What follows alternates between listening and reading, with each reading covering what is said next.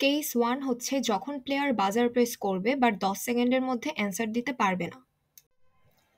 এখানে 4 number player হচ্ছে button press করছে এবং 1 নাম্বার অপশনটাই কারেক্ট অপশন হিসেবে সেট করা আছে। এখন আমরা টাইমারের দিকে তাকাবো এবং ওয়েট করব কখন হচ্ছে 0 থেকে 9 অর্থাৎ 10 সেকেন্ড হয়ে যাবে। যখন 10 সেকেন্ড হবে তখন হচ্ছে আমরা টাইমারটাকে রিসেট করব এবং দেখব যে ওই 4 নাম্বার প্লেয়ারকে আমরা যতই প্রেস করি সে আর ওই রাউন্ডের জন্য অ্যান্সার দিতে পারছে না, কিন্তু এর ইমিডিয়েট পাশের প্লেয়ার যে 5 নাম্বার প্লেয়ার ছিল সে ঠিকই অ্যান্সার দিতে পারছে।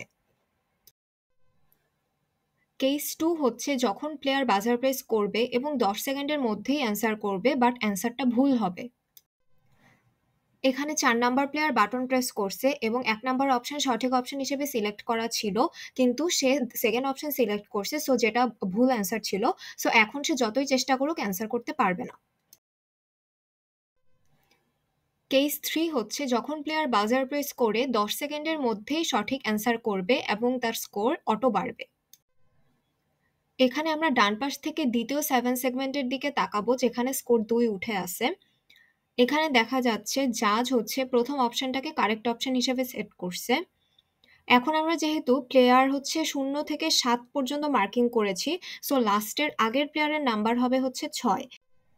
এখন আমরা ডান পাশ থেকে দ্বিতীয় অর্থাৎ 6 নাম্বার প্লেয়ারের বাটনে প্রেস করব এবং ডিসপ্লেতে 6 দেখাচ্ছে। এখন যেহেতু প্রথম অপশন রাইট অপশন হিসেবে সিলেক্ট করা ছিল, এখন আমরা ওই অপশনটাকেই আবার সিলেক্ট করব। সিলেক্ট করার পর দেখা যাবে 7 সেগমেন্টে যে 2 উঠেছিল ওই 2 স্কোরটা 3 হয়ে গিয়েছে। এখানে আমরা দেখতে পাচ্ছি ভিডিওর শুরুতে ডান পাশ থেকে দ্বিতীয় 7 সেগমেন্টে যে 2 উঠেছিল সেটি এখন 3 হয়েছে।